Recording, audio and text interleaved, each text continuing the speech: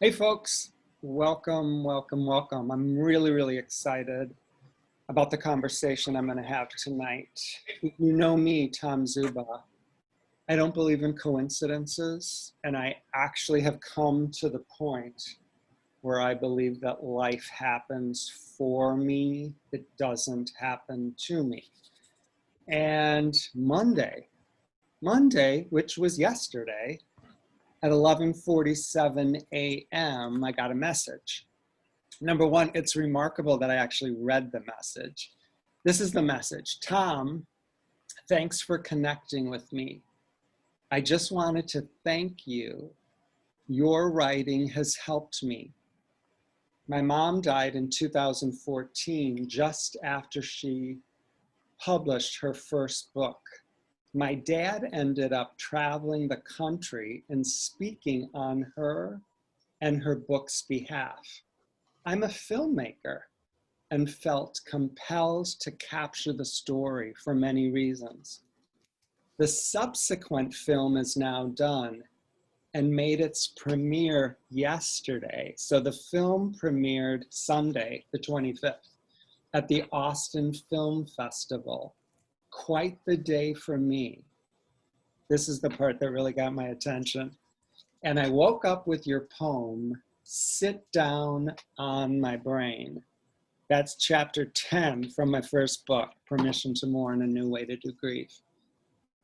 It's a meaningful piece for me and articulates what I've been trying to capture, suggest rather through telling my dad's story. That it is the telling our stories, as you say, the telling of our stories that is a path to healing. Again, thank you. You can stream the film with the Austin Film Festival through Thursday. Thanks, Phil Wall. Well, you know damn well, I immediately contacted Phil. I said, hey, I want to talk with you. I want to talk with you tomorrow night. Are you up for it? I want to introduce you to Phil Wall, filmmaker. I had the pleasure of watching The Bookkeepers, not once, but I watched it twice. It is so moving. It is so touching. I am so excited to have this conversation with you, Phil. So welcome, welcome, welcome. Thank you so much, Tom. I didn't expect to be here tonight, and I really meant what I wrote yesterday. I would say that when my friend sent me your poem when she saw an early draft of the film, and she just said, you have to read this. And I read it, and it shook me to the core.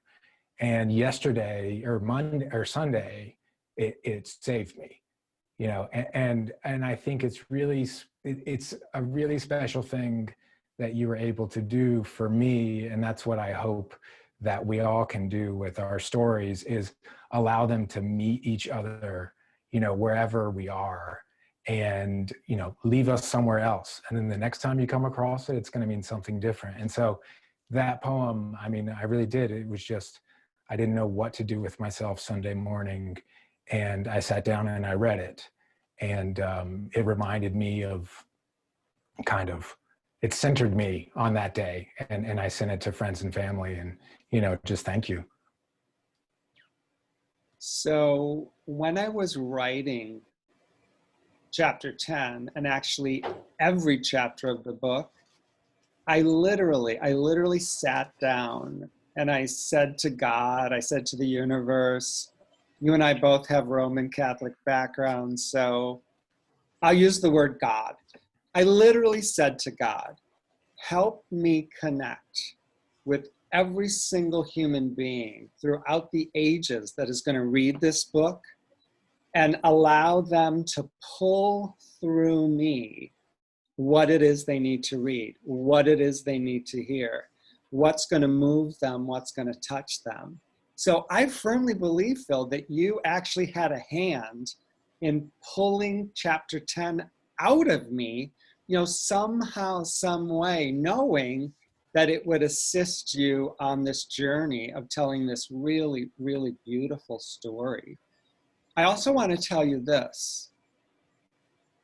What is unusual about me having the opportunity to talk to you and getting to know your dad through the documentary is that I've been doing this for over 10 years. And I would say 98% of the people that I work with, people who are living with the death of their spouse, the death of their child, the death of a parent, they're women. They're women. And I have forever said, where are the men? Where are the men? What exactly are the men doing with their grief? So about 6 months ago, actually it was in March when the entire world exploded with the pandemic. I literally said, open me up, help me connect with men. I want to figure out a way how energetically I can attract more men. So as I said to you last night, I am not bragging, this is just the truth. On my personal Facebook page, like everybody else, we're limited to 5,000 friends. Well, probably 200 of my friends are people that I actually know. The rest of them are people that have sought me out because of the work that I do. So right now there's a minimum of 1,000 people that have sent me a friend request. And I think I have 50 more openings. So whenever I see a man pop up, I'm like, okay, who is this? Is this a widow? Is this a widower? If it's a young guy, has their child died? So you pop up, you and I are friends. You send me a message yesterday, here we are. So what I tell people is I share what I believe. You get to share what you believe. I've never, ever, ever told anybody what they should believe. I honestly believe that this author that I've known now for a little more than 24 hours, named Carol Wall, literally had a hand in bringing you and I together. And I think it's part of that plan. You take care of our book. You take care of our book. It's like, little did we know that I'm in the circle of those of us that are taking care of the book. Right. So how, there's so many questions that I want to ask you, but how does one become a filmmaker? Well, I would say for me, it just started by loving movies. I became obsessed with them as a kid and could watch them nonstop. And I wanted to try it. I mean, I played high school basketball for my dad. And so we had all the game tapes laying around, and I loved watching ESPN classic documentaries.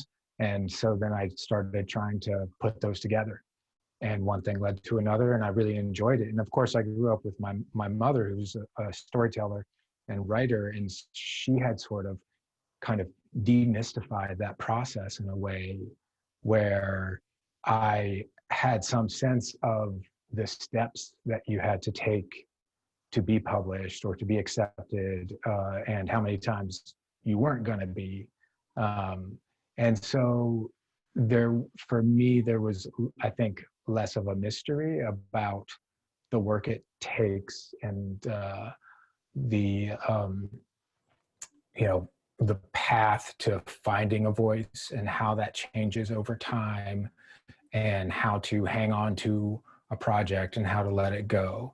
So for me, I mean, I just think I had that seed at a young age. I had the example of my mother, and then that thrust me into, I studied it in school, and then I did internships and kind of ended up starting my own projects, and, things got out of hand in some ways. So did you major in film in college? No, I was an English major. I went to Williams College, which is liberal arts school in Massachusetts, and they do have film classes, not a film program. So I was an English major, and then I did internships in Los Angeles during the summers, and I did a like cinematography course at Southern Cal, thinking like that's where I'm going to go and get sort of the hands-on experience with equipment, and then the rest of my schooling would be more about kind of having something to say or having perspective. That's of course just one route, but that's what I did. And your mom was a high school English teacher. Yeah, she was high school English teacher. She went back to teaching when I was growing up until I think my sophomore year in high school. She was at home and writing.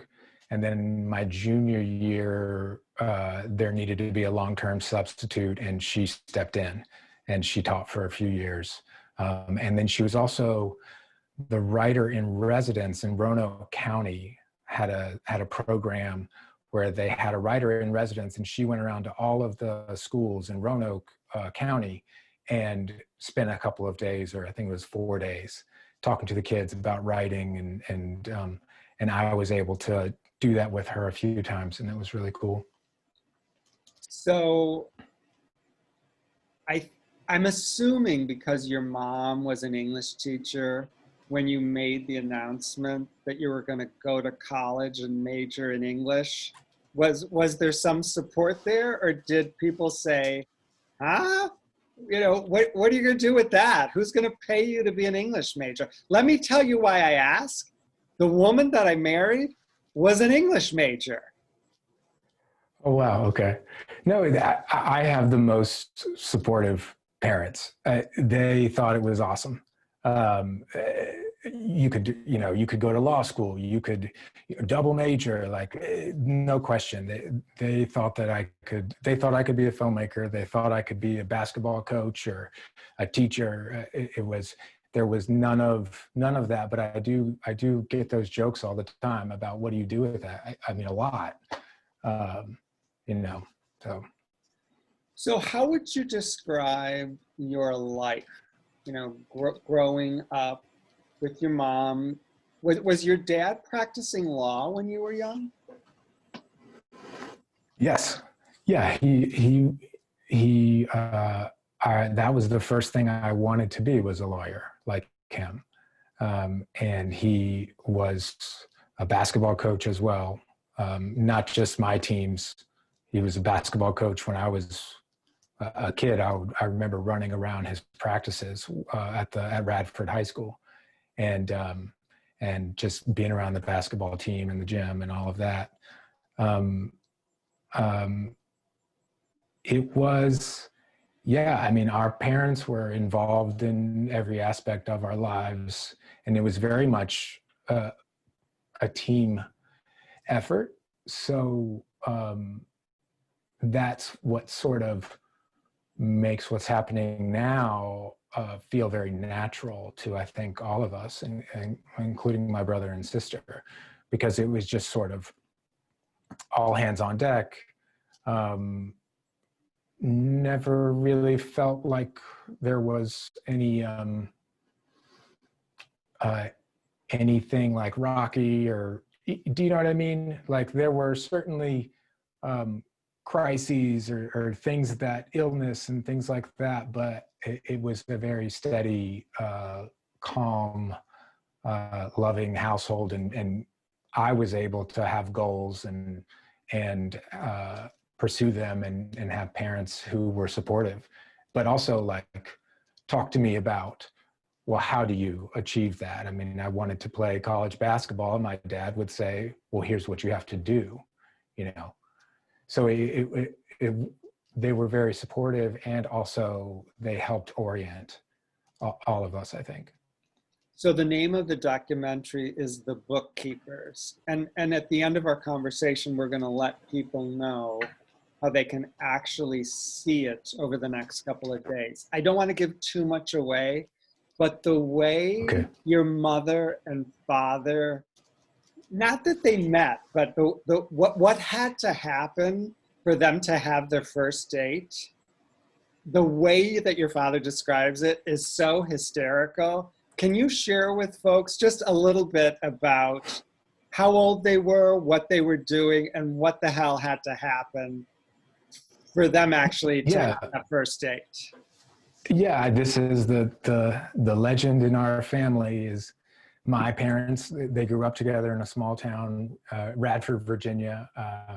It's southwestern Virginia, and they did not like each other. And my mom was, she was, by the time they got to high school, she was head cheerleader, and it's a football town. And she was also top of her class. And my dad he didn't play football. He told the football coach, no, I'm not doing that. And he was a basketball player. And he was, as he describes himself, a hippie radical Catholic. And if you watch the film, you'll see that sort of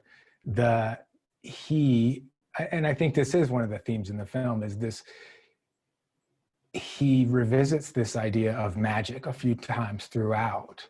And one of the early bits of it, and this is what I grew up with, believing that my parents fell in love because my dad was playing with the Radford High School basketball team in their first ever appearance in the New River District Championship game in 1970.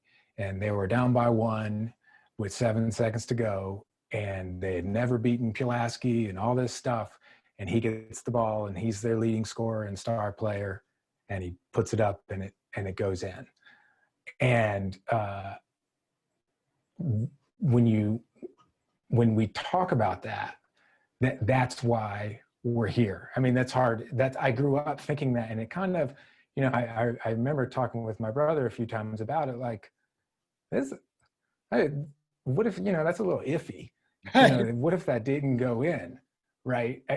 And it goes back to what you were just saying earlier when you started off the top about how you feel like this is fate, and there are all these forces at work. And I think that my mom would probably agree with you. And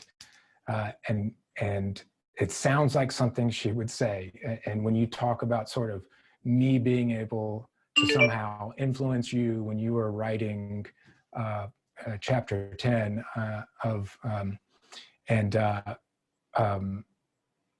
it reminds me of how she would talk about how she would have these long conversations with me about how she doesn't believe that time is linear. And she would go into these things and describe that to me. And it was one of those things when I would walk by her room sometimes, and, she would watch old movies, and she would call me into the room to watch something that a black and white film that she was watching on Turner Classic or whatever. And we'd either talk about that film, or we'd get into some of these deep conversations, and one of them had to do with time. But so, yeah, I definitely did grow up with this idea that my parents did not like each other, and my dad made this shot, and they fell in love. So they were married when she was 20 and he was 19. I hope I got that right. Yeah. She was at, they were both freshmen in college. He was a freshman in college. She was a sophomore, and they both lived together at Vanderbilt in student housing. And they, like he says in the film, they grew up together. So, to me, that was so natural. And it wasn't until I got older that I realized, wow, that's a different type of magical story. And there's probably a lot more to it. Well, not only that, but I'm your parents' age. Your mom, as you said, was head cheerleader, was top of her class, and a year older than your dad. So she's a senior, right. He's a junior. I mean, for her to take a step down and date someone that was younger than her, yeah. I mean, that's, I hope, yeah. I hope he's listening and he heard you say that it's a step down. It is a step down. I'll tell you why. Because when I was a junior in high school, my girlfriend was a senior, not the woman I married. But I knew that I was being elevated because Diane was dating me. So this is what I find fascinating. You grow up with this really, really loving, fun-loving mom and dad. They value education, they value family, they value communication. And when you're 12 years old, 12, your mom gets diagnosed with breast cancer. So what do you remember about that? What's it like when a 12-year-old hears that news? Uh, well, I do remember being like brought to my parents' room, and it was sort of, we were sort of, it was sort of couched as everything's going to be okay, you know, but we want to tell you that mom has this, and it's just a little lump, and it's going to be taken care of, and it's the good kind. And it was one of those things where I had grown to, you know, I trusted my parents. And so it was also at a time that I told you that I was at like age 11, I had hip surgeries. I had 2 hip surgeries that were a result of being undiagnosed with hypothyroid for a long period of time. And so I had a period where I was kind of home on the couch, like watching TV, watching movies for almost a year. And I wasn't active and things like that. And so just right around that time where it felt like I remember just sort of feeling like, yeah, sickness is in this world. It's in our life. It's in this house. And in some ways, her being sick, I felt like a camaraderie in a way, because she had surgery too. But I always thought that she was going to be okay because that's what she said, and you know, she was. But I felt like my parents were being open and honest about it, and also preparing us for this process. But it wasn't until I read her book that I realized exactly what she was thinking and going through, and how upset she was about that, and that maybe she didn't 100% necessarily believe what she was telling me, but in some ways, in some ways, reading her book made me see how she was mothering me. So even with that first diagnosis in 2004, that had upset her more than she let on? Yes. I think that if you read her book, you'll read that she said that she felt that cancer was chasing her. I promise you. And it's not if I read the book, it's when I read the book. I promise you, I'm going to read that book. So she felt like cancer was chasing her? Yes. Wow. Yes. Had she had experience in her family with cancer? No, she hadn't, but she had reason to believe that she was at risk. I could say that, but you'll have to read that book. No spoilers in this interview. Absolutely. So I want to just backtrack a little bit. Did you say, were you home for a whole year because of your surgery?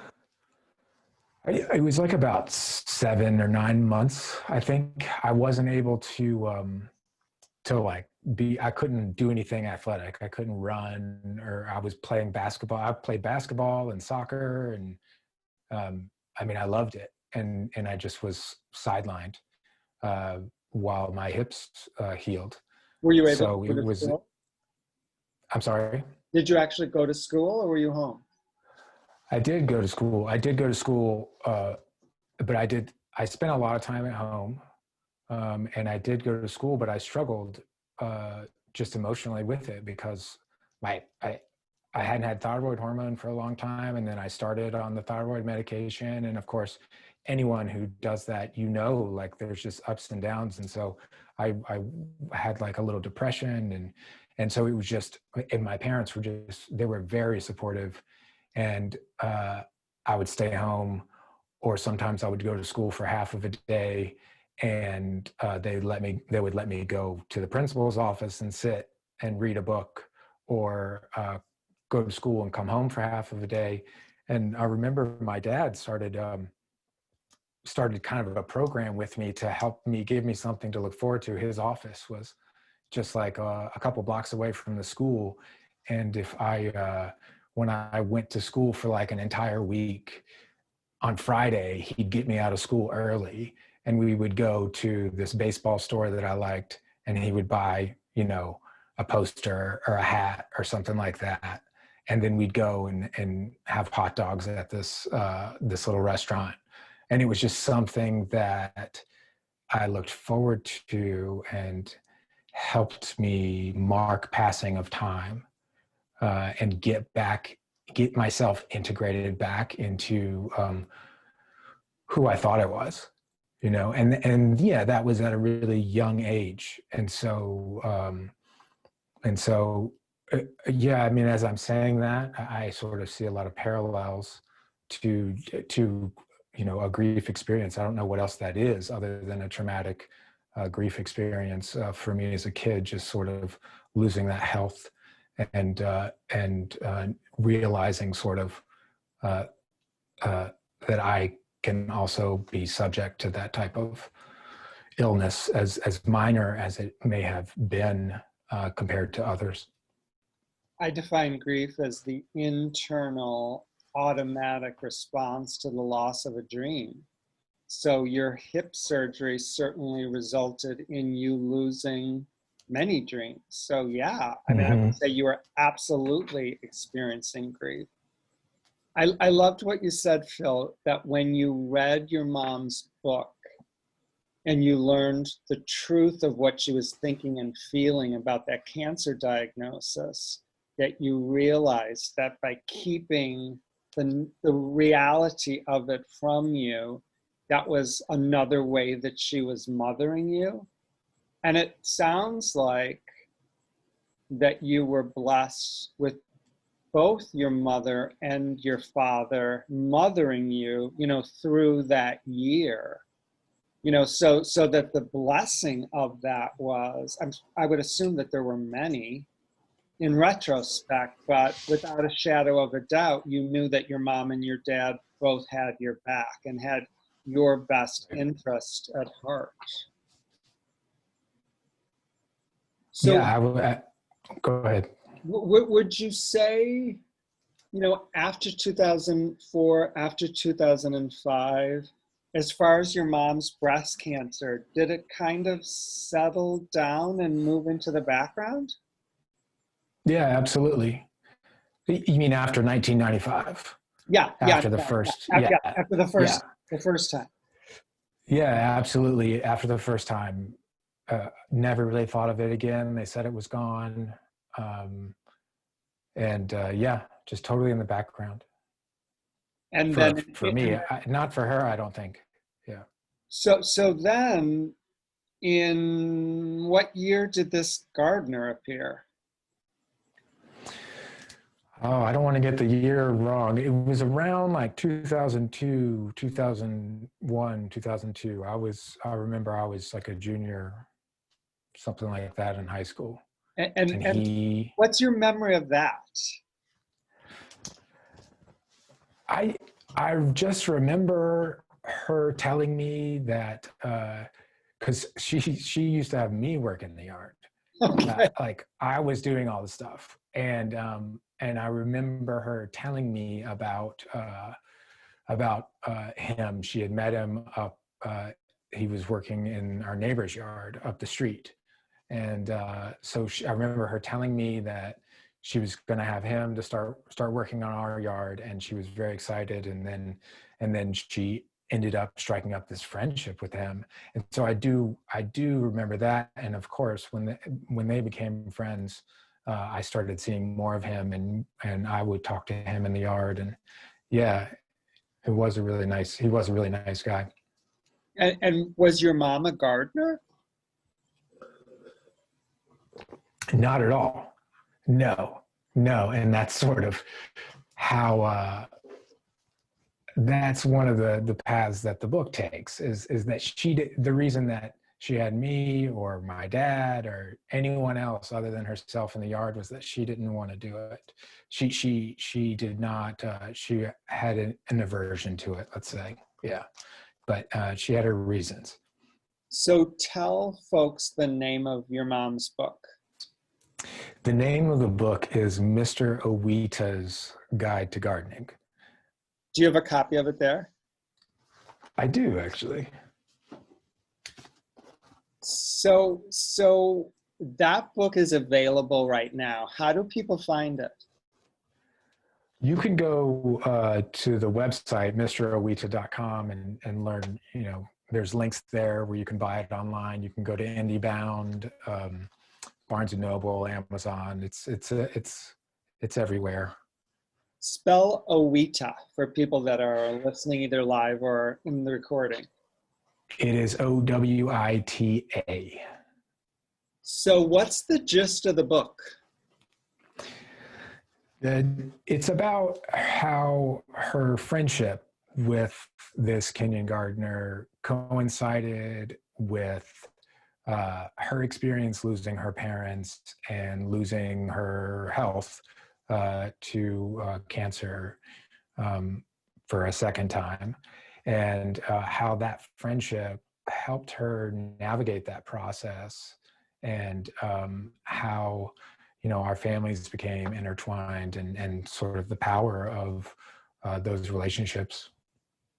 And at the time, that was unfolding, I mean, you have your own life, you're a young high schooler, you're going off to college. Were you aware of what was going on? Were you aware of the deep friendship that was developing? I was certainly aware of the friendship, and I was aware of, she really thought he was a very special person, and she had started a book that she felt would be, the same title, Mister Owita's Guide to Gardening, but it would be all about him. And so she had started that when I was in high school. And then when I went off to college and she got sick again, and her cancer came back, she started writing a memoir about cancer. And I remember being home, and it might have been after college, but she was sort of working on both of those manuscripts, the one about him and then the one about her. And we got into this conversation, and she was saying, like, I just can't do this cancer memoir. And she was actually even writing it in the third person. And so we talked, and I just thought, what if you merged the two together? And because they all happen at the same time, and what you learn from this gardener can, come into the lessons that you need to learn through your, to help you through your illness. And so that's when, things started clicking for her on that project. So yeah, I remember all of that vividly. Did he just know, because. Did he know she was writing a book about him? Yes, absolutely. Yeah, he did. And she had talked to him and his family, his wife, and they all became close. So somewhere during that friendship, her cancer reoccurs. What was that like for your family? That one was really different. It was 2004, 2005, and it was really different because she had a double mastectomy and chemo, and it was right in the fall, and I was going back to college, and And she, before I left the house, she, took me aside and said, whatever happens, I want you to stay at school. I want you to, don't come back here. Don't come to the hospital. I want you to go to school, have your friends, play basketball, and I'm going to be fine. She kind of gave me this line that was about, and this is another one of those things. She gave me this line that was, I've lived a good life, like that type of thing. I've raised my kids. I'm proud of my kids. I'm satisfied. And then, of course, I mean, that was hard for me to hear. But then when I went back and read the book, that's not how she felt. She was not ready for that and did not want that, of course. Yeah, it was a totally different thing. And I wasn't really there for it because I was in school. And wasn't she only in her 50s? Yes, she was only in her 50s, yeah. And she did make it up after chemo, after that round of chemo, she did make it up to school, it's like a 10-hour drive from Roanoke, Virginia to Williamstown, Massachusetts. And she made it up a few times during the basketball season to come watch us play. And but I just didn't realize how sick she was. But of course, she did recover from that for a few years at least. So was she ever told she was in remission? I don't know if the word remission was ever used. I think certainly cure wasn't used, I don't believe. But there was another period of time where I had it in the background. I thought we were through it. And when did she really earnestly devote her time to finishing that book? I think in like 2010, she ended up getting an agent and selling the concept and then, had a date for delivery. So she really turned up the heat, I would say. Yeah. That must have been a really, really exciting time for her personally. Yeah. I remember, in fact, the email that she sent me is in the film.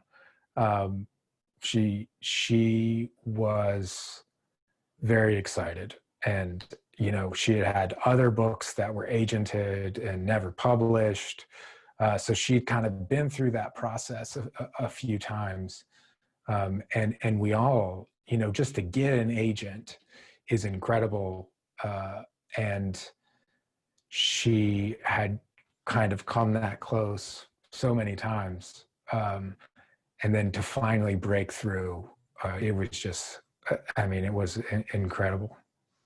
So I know for me personally, there's been many times in my life when I tell stories and kind of rearrange things or arrange things so everything kind of makes sense. Would you say, was there a part of the family that thought, well, yeah, mom had cancer not once but twice, and things are going smoothly now. She had this really interesting relationship with the gardener. She's written a couple books, as you said, she got close. Okay, now we got the agent. This book is being, well received. It's looking good. Wow. It's smooth sailing. It was all worth it. Dreams are coming true. Was there a time when you were able to kind of rest in that and celebrate that? Yeah, yes. And that was that time, 2010 to 2012. Yeah, everyone was just, we were elated. It was anticipated to be an important book for her publisher. And so it really was a dream for her and for all of us, because we were all a part of it. And I know that The Bookkeepers, it's not your first film.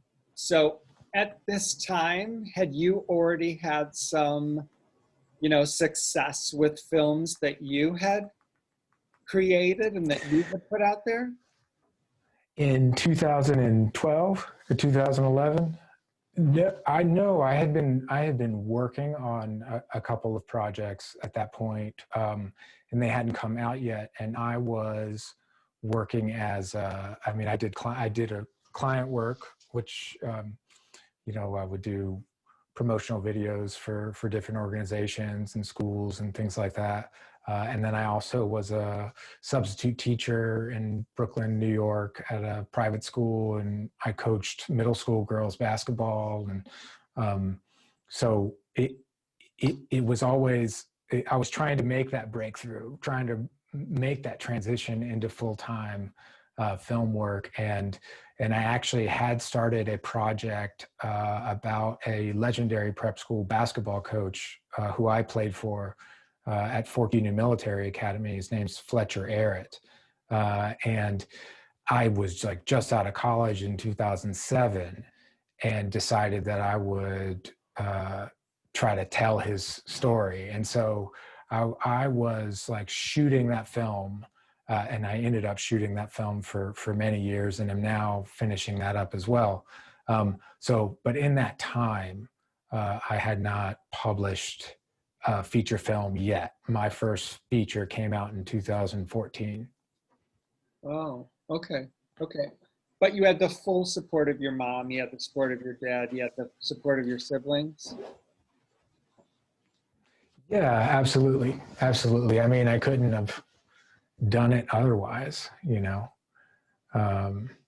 so yeah. So I don't want to give too much of the story away because it's such a fascinating story on so many different levels. Your mom's book is published. Your mom's book is published. What can you tell us about that? Tell us, I know what happened, but tell us as much about that time as you want.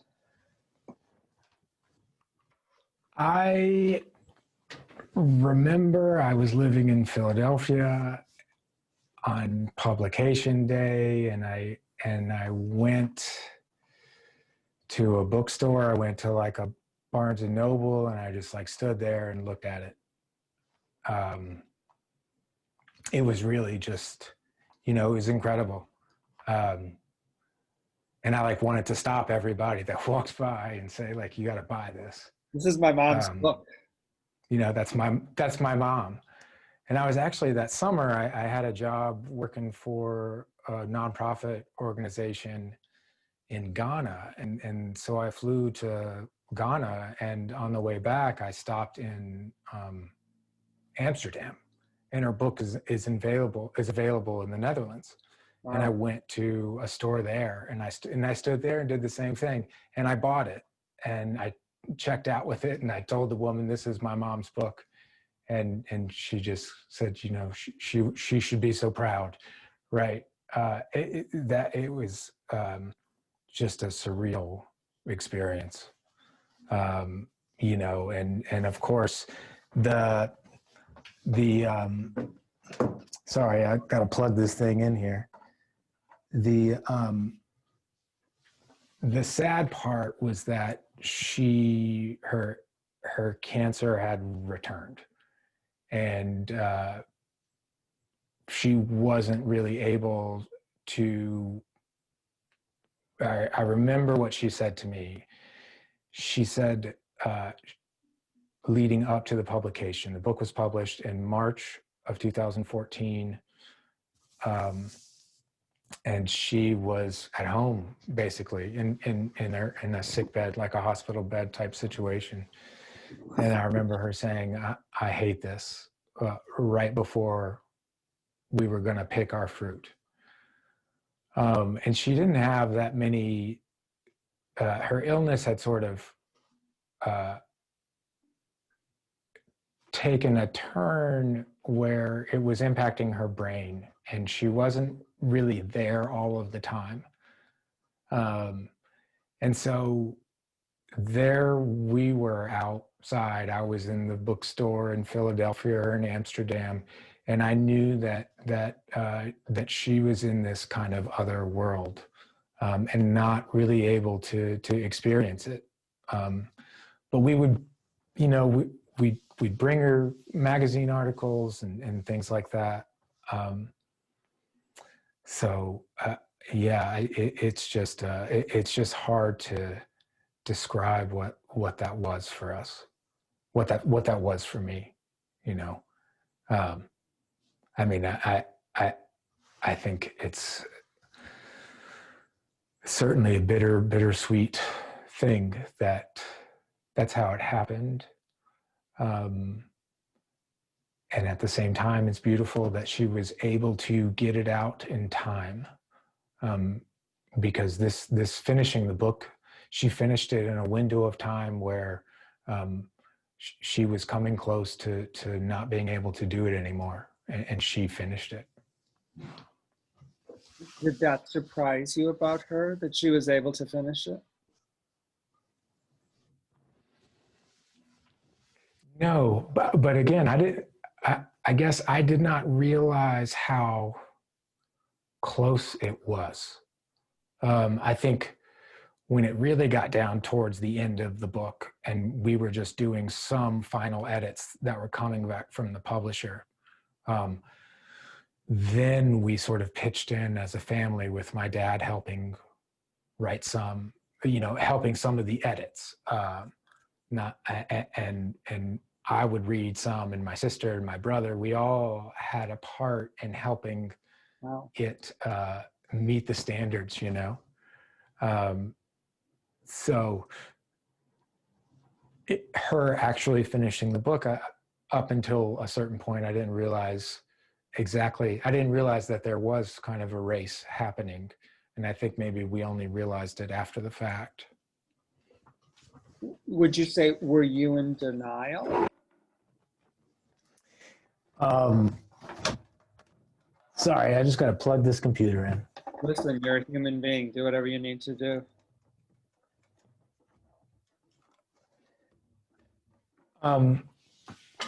It's interesting that you say that about denial, because when I started this project, we were at a Susan Komen event in Roanoke, Virginia. And I was thinking it was one of the first events that my dad spoke on my mom's behalf because she was so sick. And the book was out, and I was interviewing. I thought I would make this video that would tell the story, and it would be of my dad talking about the book, and we would make this promo for the Facebook website for the book, for the Facebook site. And so I interviewed some of the people who were at the event and asked them what their experience was like. And one of the women, as I was interviewing her, she said to me, "This must be so awful for you," because my mom was back home in this hospital bed. And I wasn't like prepared to be vulnerable with her. And of course, I'm standing behind the camera and I'm trying to.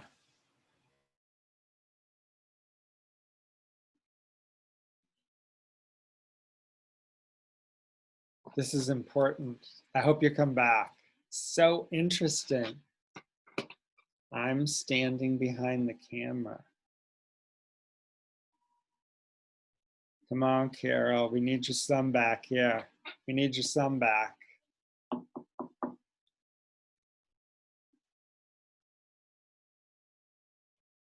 I do not believe in coincidences. I just don't. So the documentary, it's called The Bookkeepers. Oh, he'll be back. He'll be back. And it's fascinating. I mean, it's really, really fascinating. He's a brilliant, brilliant filmmaker. And like I said, it had its world premiere at the Austin Film Festival, premiered Sunday the 25th. And he will let us know how to view it tomorrow, which is Wednesday, and then Thursday. It is worth watching. It's 89 minutes.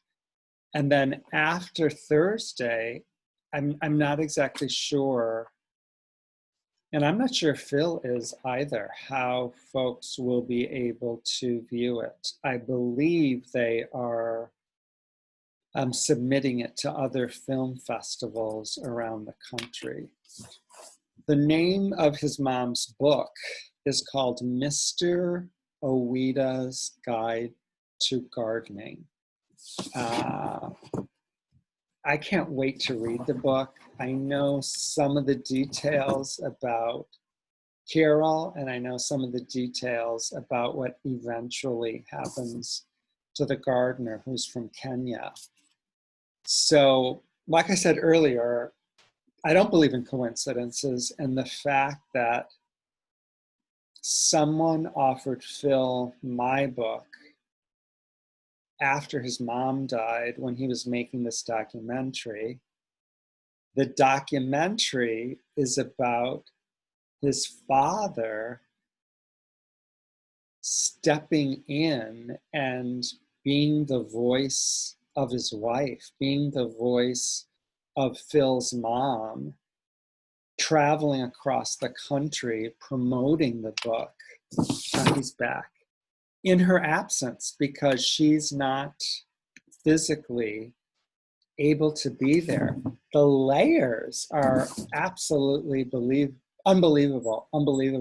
So what I said, Phil, is obviously your mom wanted you to take a little rest, take an exit, so I could talk about the documentary, so I could talk about the book. This is what I said to folks, that correct me if I'm wrong, but they can access the film today, tomorrow, and Thursday, but then after Thursday, it's not available. So how would they go about doing that? So it's streaming through the Austin Film Festival, and you can go to the website, the film's website, which is bookkeepers.movie. And on there's a link, and you can just click that and go to the Austin Film Festival where you can stream it. And what are the plans then after Thursday? How will people be able to view it? Well, so we are now on the film festival circuit, and we are trying to we're doing some more targeted festival opportunities in North America, and then we're trying to do some international ones as well. So we're going to see how all of that shakes out, and then hopefully get attracted a distributor that'll help this film reach its audience and get out there in the mainstream for sure. So who would you say ideally is the audience for this film?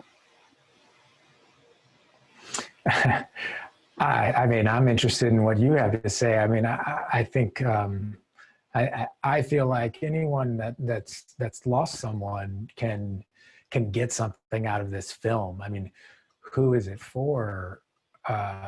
Who is your work for? So I'm going to answer your question. There's this brilliant man that I was just recently introduced to. His son refers to him as a teacher and a philosopher. What I think is unbelievably amazing, correct me if I'm wrong, but on Fridays he would substitute as the religion teacher at your high school. So this is what he said. This is what he said. He said, how do we graciously slip into plan B? He said, I'm plan B. I'm probably plan D. So who do I believe my book is for? Who do I believe this unbelievable documentary is for? All right, I'm going to go there. Every single fucking human being. It's for everybody. Every human being should watch this documentary because it's honest, it's true, it's raw, and ultimately, it's a beautiful, gentle celebration of life and what is real. I mean, what is real? And what is real is love. It's a celebration of your love for your dad's love for his wife. The two of them, when they met, when he was a junior and she was a senior, you know, her beautiful, beautiful love for her children, for her husband, for the gardener. Every single human being should watch this. So I believe, and I mean, I firmly, firmly believe that your mom, the English teacher, the published author, I believe that I'll call it heaven. We were both raised Catholic. I don't believe heaven is up there. I believe heaven is right across the veil. I believe heaven is right here. Do I understand it? I do not. Am I going to debate it? I'm not. But I believe that somehow, some way, the essence of your mom is right here with us right now. And I know without a shadow of a doubt that my wife, Trish, the English major, is right here. My wife, Trish, loved the Turner Broadcast Network. She loved the old movies, loved them. She would literally say to me that my parents needed a refund in my Catholic education because I was so ill-read. I knew nothing about Shakespeare. I knew nothing about great literature. You know, I knew nothing about the classics. My wife loves your mother. The two of them are conspiring for me and for you without a shadow of a doubt. So what I'm curious, if you lived where I live, in the land of unlimited possibility, that the only thing that's going to limit you is your belief, what do you see as the ultimate celebration of this incredible film that you made? If the sky is the limit, what does that look like for you? Packed theaters all across the world, and you know, people standing on their feet and hugging each other and sharing their stories. Yeah, I mean, that's what it's all about, right? I think film especially, not film especially, but any type of work like this is it takes time and effort, and when it's released, it is a celebration, and it's.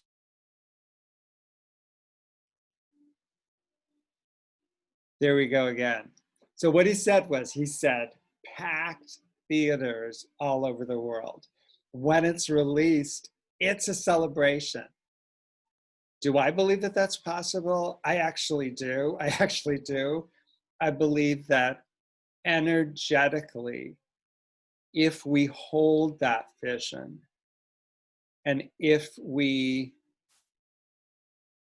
take the steps necessary to co-create that vision, that can absolutely be a reality.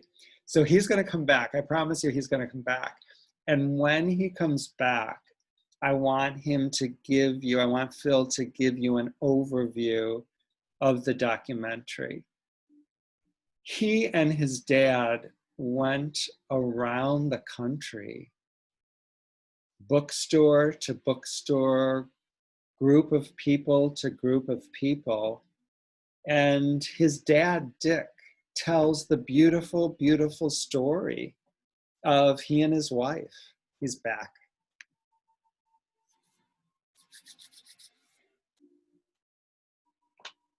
You're back. Okay, so. Yeah, sorry, what was I saying? No, because I've got you, give folks an overview of what it is you wanted to accomplish in the film, The Bookkeepers. Well, I think the initial inspiration came, what the film is now, it came from people sharing their stories with me and how that impacted me. It surprised me. I was just following my dad, trying to be supportive at some of his events, and he would tell the story and give the presentation, and afterwards people came up to us and hugged us and told me who they lost. And it was just this really powerful thing. And so I thought, there's got to be something happening here. And what if I could capture this story and tell it in a way that would replicate that? And so at the end of the film, you turn to the person next to you and you say, you know, here's my story.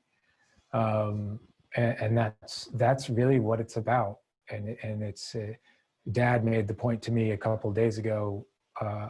I said it was a portrayal of grief, and he corrected me and said it's a record of grief. And it's just a window into our life through kind of my perspective of traveling with him and being witness to his journey. And he was witness to your journey as well. Yeah, that's very true. Yeah. So give folks a sense, how long did the two of you travel together? Well, I think the film encompasses about 3 years. And the main aspects of it are 2 trips, one from Virginia to Bozeman, Montana and back, which was, I think, 16 days. And then the other was Virginia down to Florida and Georgia. And then we also had a trip to Texas. So, I mean, I was off and on, besides those 2 very intense kind of travel, pockets of travel, I was off and on, would just kind of pop in and film him. But if you watch the film, you'll see there are a lot of moments that made the film where I wasn't prepared at all to shoot, and life happened. And I was filming my life in a lot of ways. And so there are aspects where all I had was my iPhone, or that I. Amazing. We're gonna plow through, you guys, because this is fascinating. I'm gonna ask him, because I know I read it, how many places that his dad actually visited, and how many times he told the story of his romance with his wife and her journey in writing the book and getting the book published. He's back. What I also, hey, there you are. Yeah, I'm sorry, my internet keeps dropping out. That's okay. I honestly believe life unfolds exactly as it's supposed to. How many stops has your dad made so far on the journey to promote the book? I'm definitely going to get this wrong. I think it's around like 220 right now. And I mean, he drives everywhere. So he's like over 100,000 miles, might be like 150,000 miles at this point. And is he still doing it? Not during the COVID, times, but yeah. If you wanted him to give you a book talk, he'll do it. How would people get a hold of him? You can go to the website, MrOwita.com, or Facebook page, which is Mister Owita's Guide to Gardening, and just send us a message. Yeah. And how would you say, from the first time your dad went out, I got to tell you, I got a kick of the stop in Naperville. Like many people, you referred to it as a bookstore in Chicago, but we knew it was Naperville. And you did finally admit that it's Naperville. Yeah. How would you say, how has your dad changed? Like, what have you seen transform in your dad through this journey that he's been on, of being able to tell that story over and over and over again? It's exactly what I talk about in chapter 10 of Permission to Mourn. He's embodying it. Yeah. I don't know if it's really how much he has changed. It's how my perception of him has changed. It's like I I think that that's part of the story as well, is he's talking about magic at the beginning of the film, and he's talking about magic in the middle and magic at the end. He's very much the same at his core. And it's more like I recognize,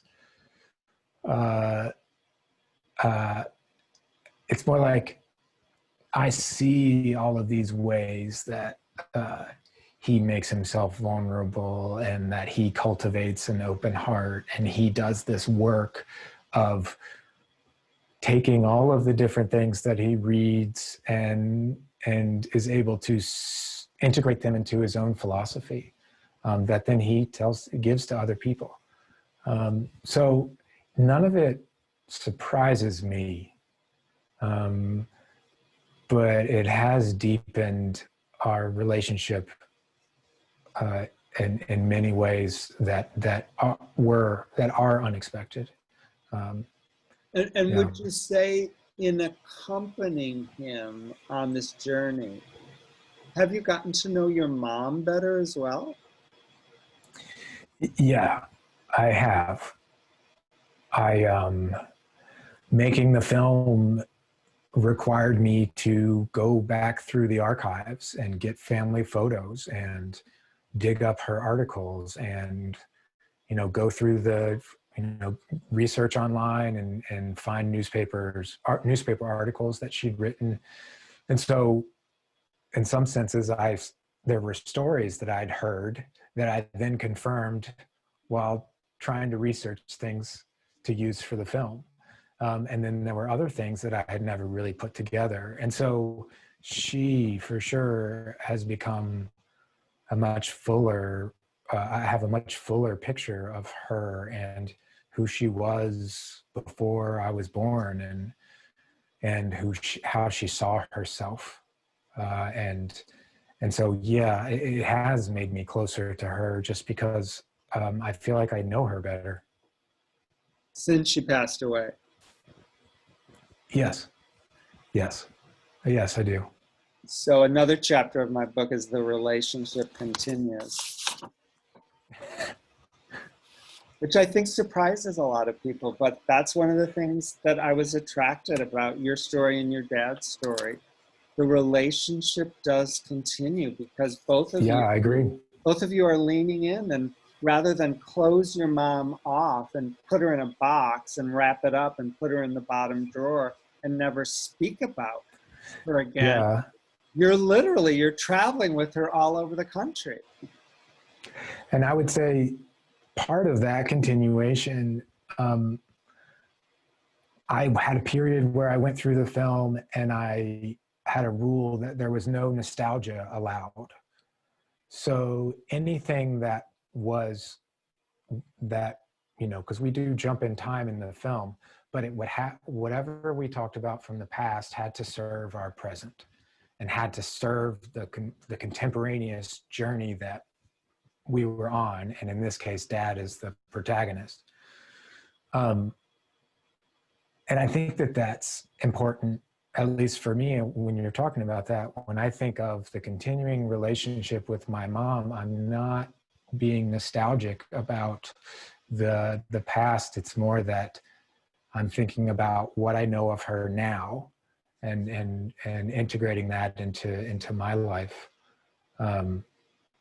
So I just feel like that's an important distinction that I made in making the film. And it really was a pivotal moment for the film itself. And I imagine that it's something that I'll carry into my life and already have.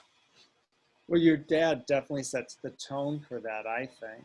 I mean, what you captured of him and what you shared of him, I mean, it sounds like an oxymoron, but it's a celebration of his life. It's an acceptance in a really gentle way that, how do I graciously slip into plan B?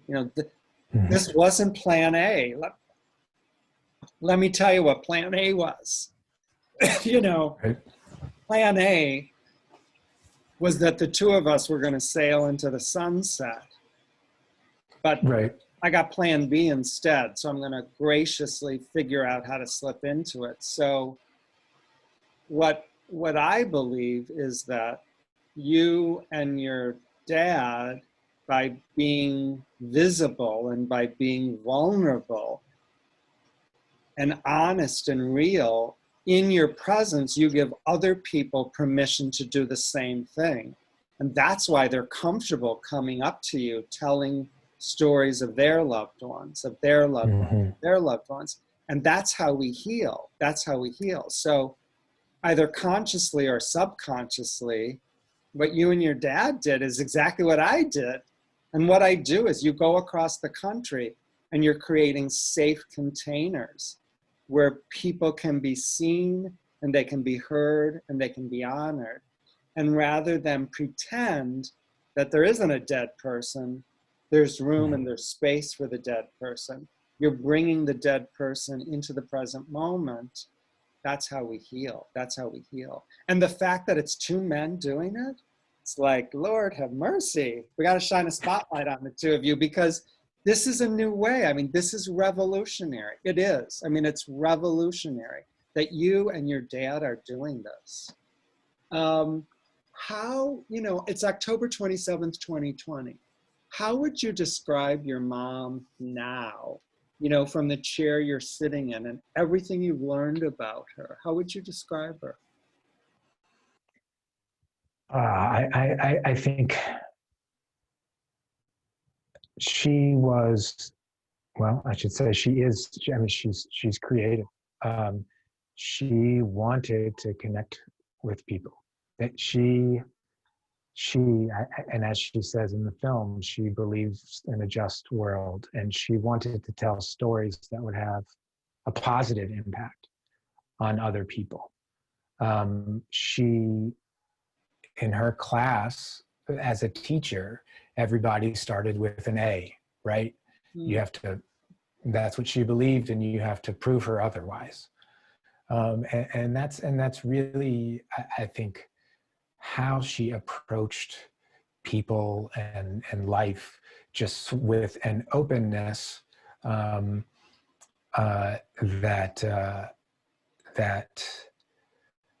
I really admire. So what you said is that your mom wanted to connect with people, that she wanted to have a positive impact. And what you also said is, growing up, it was always a team. It was always us. I thought it was beautiful. You said, we worked on the edits, to make sure that we got it out as quickly as we possibly could. It was a group effort. It was me, it was my brother, my sister, my dad. None of that has changed, it doesn't sound like. I mean, your mom, in my language, she left her physical body. She's not here on planet Earth. But clearly, I mean, your mom is at the center of our conversation. If your mom was walking around, we wouldn't be having this conversation. So your mom is very much still at the center, and she's still connecting with people, and she's still having a positive impact. And when we get to know you, and when we get to know your dad through your film, we get to know your mom. So in the book, I talk about a miracle being a shift in perception. Yes, this is a miracle. This is a new way. We get, your mother continues to do her work in a slightly different way, because you said yes and your dad said yes. So yes. I also want to ask you how, today, October 27th, 2020, how would you describe your dad? Yeah, I think the first word that comes to mind is optimistic. I think that he also has this openness, and that's how they got together in the first place, right? Because they believed in each other. And he's someone that, I mean, every time I see him, he's talking to somebody. I mean, like, if we're out, if we're on a family vacation or whatever, and we're in a hotel and leaving somewhere, he's always got his guy, You should talk to, here's the person you talk to for where to go to eat and all this stuff. And he just believes in people. And I think growing up, I sort of was like, oh, Dad, come on. But then I started to realize that the people are reciprocating. They remember him, they know him. And so he just has this way of connecting that and I think that that's something that I did not expect. It did not match up with the image I had of him, that now I'm realizing I was just sort of missing it this whole time. Because he's a very open and optimistic person. And and I think that's one way why he's able to like integrate these, philosophies, because he'll read it and he'll listen and apply it in his own way. There's a quote that I love. We don't see the world as it is. We see it as we are. You said your dad's optimistic. You said your mom and dad believed in each other. You said your dad believes in people. I would contend that at the bottom of all of it, your dad believes in himself.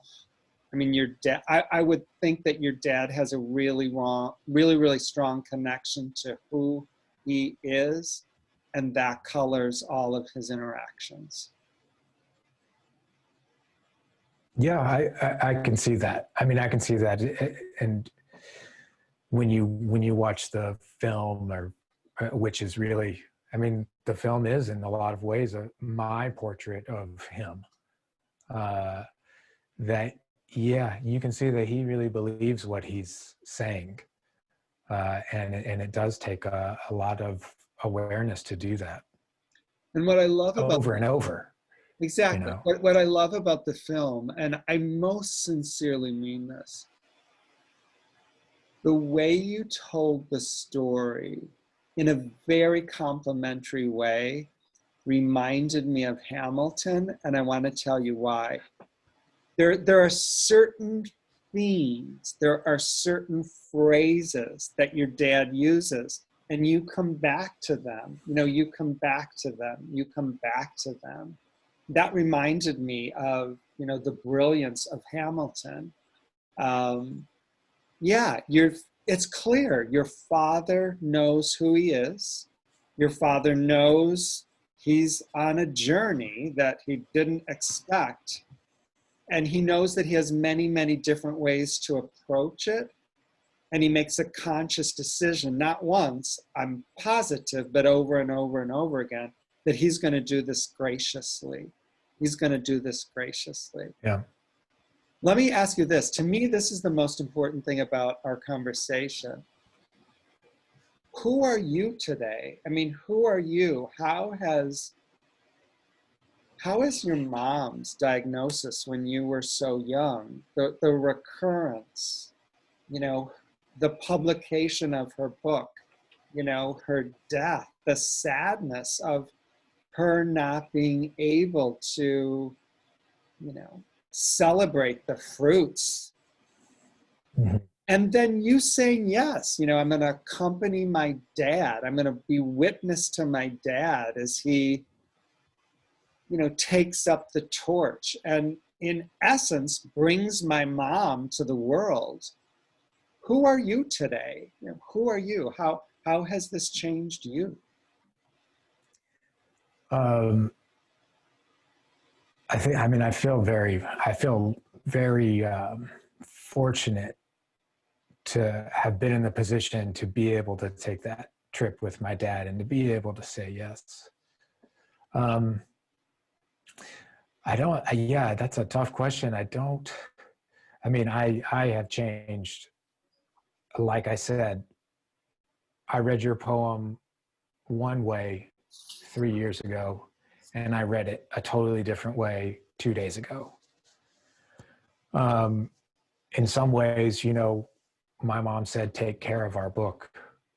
And I feel like that I'm able to kind of released that a little bit, because this story is out there. It can be out there now. And so it's not a chapter that's closed in any way, but there's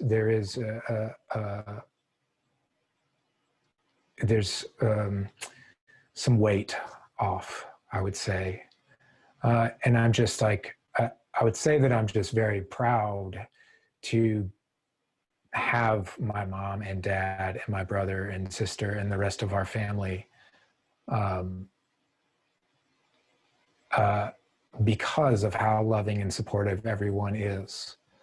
You know, my brother has said many times that, you know, my mom got sick and mom died and we have this book and all this stuff and nothing has ever gotten between us. We've only become closer.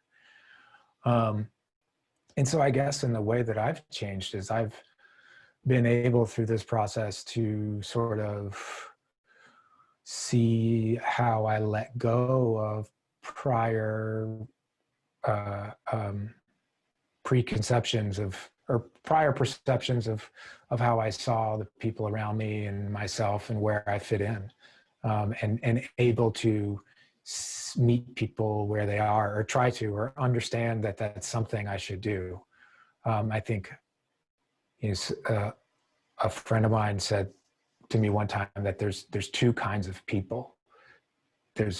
You walk into a room and you say, here I am, or you walk into the room and you say, there you are. And I've been thinking more and more about that, like over the last few years since mom died, because that's really what all these meaningful moments for me have been, where someone looked at me and saw me and wanted to share. And so, yeah, I just feel like I've been more open to that. There's another chapter in this book that I wrote. In Permission to Mourn? Yeah, it's chapter 20. It's gifts given and received. And it sounds to me like what you just described. You know, I did read the whole book. It's probably somewhere in there. That's okay. You know? Okay. But it sounds like what you just described are gifts you received as a result of your mom's leaving the planet when she did. Mm-hmm. I want to ask you this. You said, that your mom said, you take care of our book.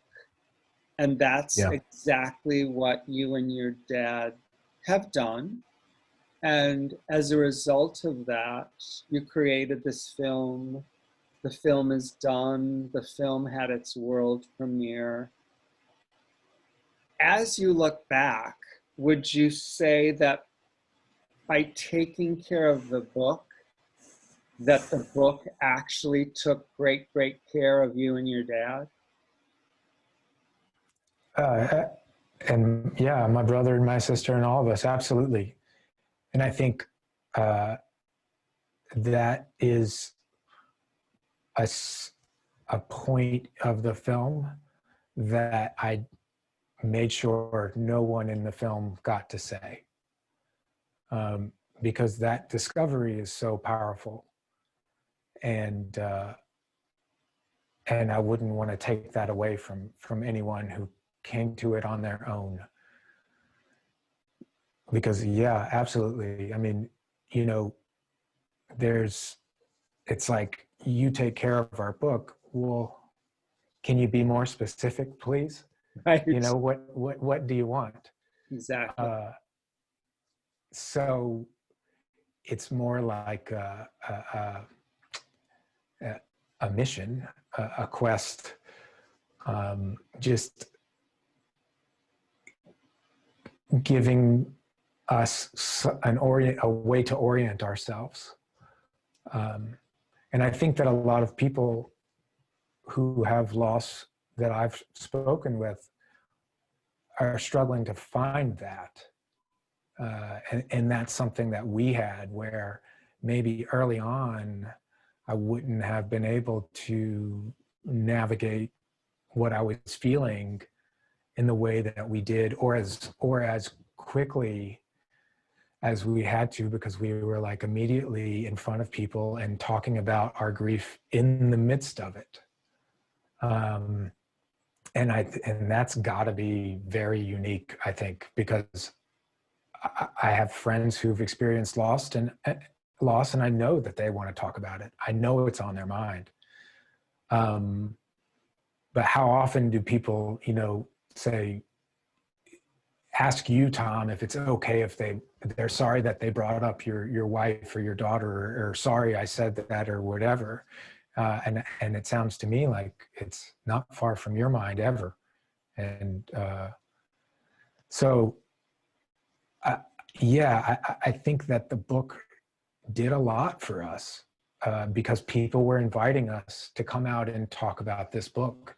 And we ended up talking about her and where we were at that point. And mainly it was my dad, doing it.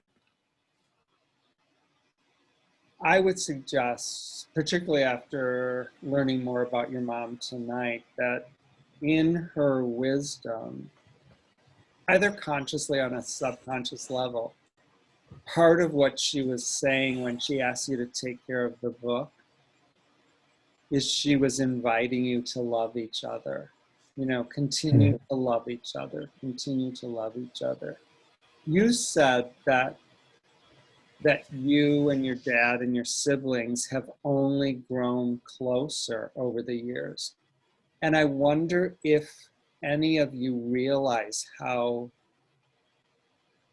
unique that is, that the thousands and thousands and thousands of people that I've worked with over the years, when someone dies, that's usually the beginning of the end of the family relations because of the way different people handle it.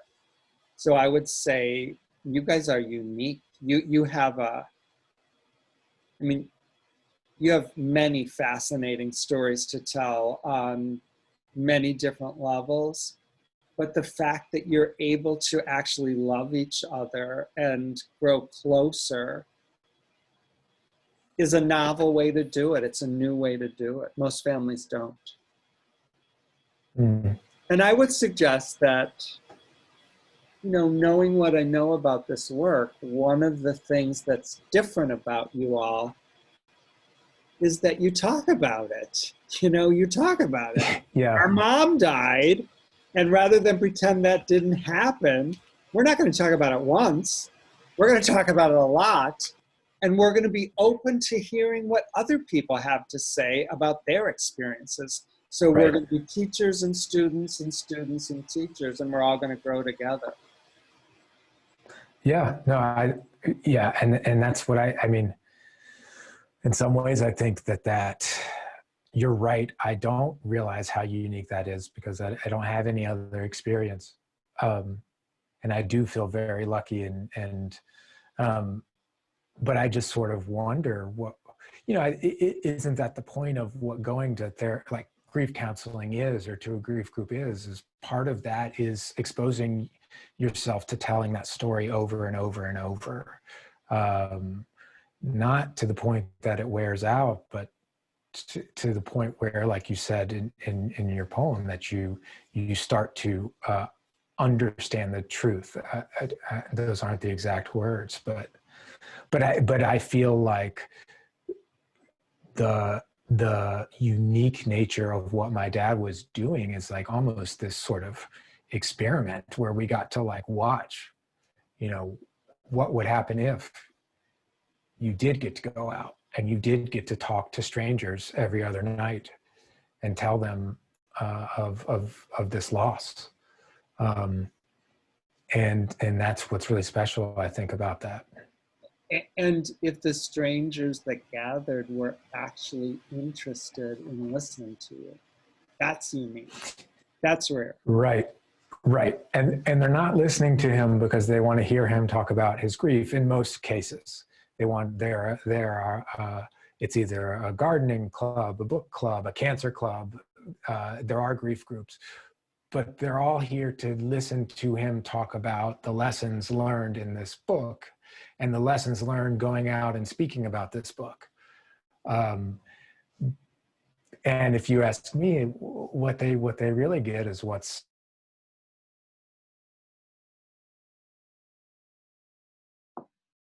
One more time. I'm losing him one more time. So when he comes back, we're going to wrap it up. And I'm going to ask him again to let us know where we can find his mom's book and what we need to do to view the documentary.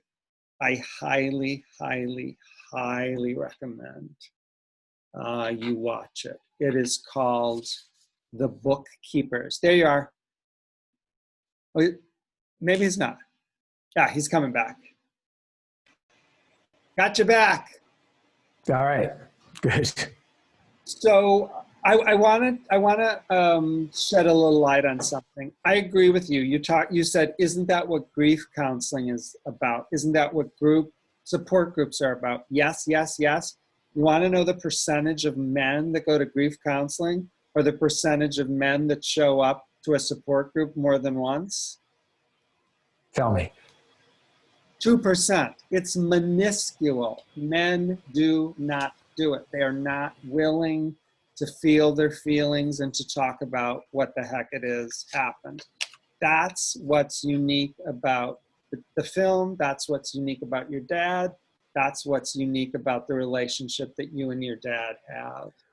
Well, I do want to add on that point. I go to a therapist, a grief counselor, who has worked with me on lots of things, including listen to me talk about this project and he's watched cuts of the film and we've, talked about my personal experience and sort of what the experience of others out there is and what resources there are out there. But yeah, I mean, I think it's an invaluable thing to be able to use that type of, help. Phil, your mom and dad did a really, really good job of raising you. You're a little bit different from, you're not the normal guy out there. I mean, you're open, you're willing, you're ready, you're a teacher, you're a storyteller, you're cutting edge. You're the future. You're the healthy future, I would say. Thank you. I don't really know how to respond to that. I'm trying to give back what's been given to me. And you are someone who's had an impact on me, and I'm just really grateful for the work that you've done, that is from your heart and that is thoughtful and impactful, and the way that you turned outward, right? When it's very easy to turn inward, and that's something that I want to. It's a challenge to me, when I see that, and my dad did it, and my brother and my sister. So yeah. There's nothing easy about it, but it's worth it. I always say it's worth it. It's definitely worth it. What else are we going to do? Kill ourselves. We could kill ourselves. And if we did, I would go, okay, I get it. We could start drinking. We could pop Xanax. There's a lot of things we could do. There's a lot of paths that other people take. And I believe everyone's doing exactly what they need to do to survive. Everyone's doing the best they can. But the gift that you're offering the world, that your dad's offering the world, and that I'm offering the world is to show people that there's a different way. There's a new way to do it. That we can graciously slip into plan. Yes. That's That's different. That's the miracle. That's the shift in perception. So this is my thought. What I would really, really, really love to do, if your dad would be willing, I'd love to have a similar conversation with him in a couple weeks. And then I'd love to have the two of you back. I'd love to talk with both of you. I think that would be really, really fascinating. Yeah, I think that would be fun. Yeah. I know he would love it. So let folks know again, hold up your mom's book, let them know what the title is, sure. and let them know where they go get it. So Mr. Owita's Guide to Gardening by Carol Wall. And you can go to the website, MrOwita.com, and there are links to stores there. And we're on Facebook and Instagram, Mister Owita. We really appreciate it. And for the film, it is bookkeepers.movie, and it's playing with the Austin Film Festival, streaming through Thursday. And you can go to the website and click the link to watch the film. It'll take you to the Eventive site where it's streaming. And you can also find us on Facebook at Bookkeepers Movie and Instagram at Bookkeepers Movie. The film, it's 89 minutes. I've watched it twice. I'm going to watch it again. The first time I just watched it, with an open mind and an open heart.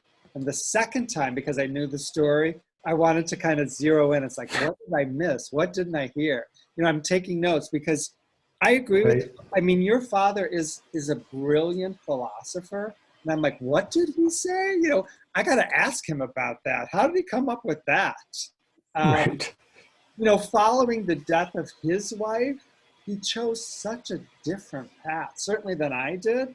And certainly that a lot of men that I know. So, the question is, who is your dad? And in asking that question, we get to know your mom even more. Yeah, of course. I asked you if you would trust me. I really, really, really enjoyed the conversation. I really enjoyed getting to know you better. I loved getting to know your dad better. I loved getting to know your mom and your siblings.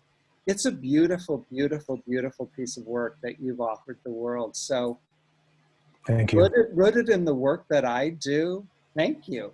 Thank you on behalf of all the people that I connect with. It's going to help us heal. You paint a picture of what's possible. Thank you. No, thank you so much. Yeah, I'm really glad that it reached you, and I appreciate your time, and I appreciate you watching it. And I don't know what to say. Just thank you. This is what we say. You were clear, but then the universe shut you off. I want to be clear that when I asked you what the vision is for this film, the vision is that it's released all over the world, and that there are people standing in line in theaters all over the world who are really, really touched by viewing it. And when it's done, they rise to their feet. Bravo, bravo, bravo. And they are changed. I mean, they are changed as a result of meeting you and your family. And they're going to do grief differently. They're going to turn to the person next to them, and they're going to tell the story. They're going to tell the story. They're going to tell the story, and they're going to heal. They're actually going to believe like your dad does. I loved that line where, he talked about curing as opposed to healing.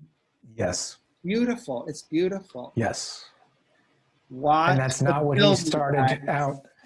Yeah. Yeah, of course. Yeah. Of course. Yeah. I interrupted you. It's not how he started out.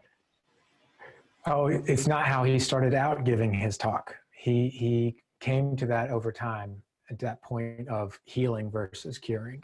Yeah. But I cut you off and you said something very important. Go, I said, watch the film. Go watch the film. I promise you, I promise you. It is worth it. It is worth it. But only watch it if you're interested in healing and if you're interested in expanding your vision and your understanding of what is possible. Thanks, Phil. Thank you very much. You're welcome. I'll be in touch. I want to talk with your dad, and then I want to talk with both of you. Okay, that'd be great. Yeah, we'll do it. That'd be Okay. great. All right. Hold on. I'm going to get rid of these folks.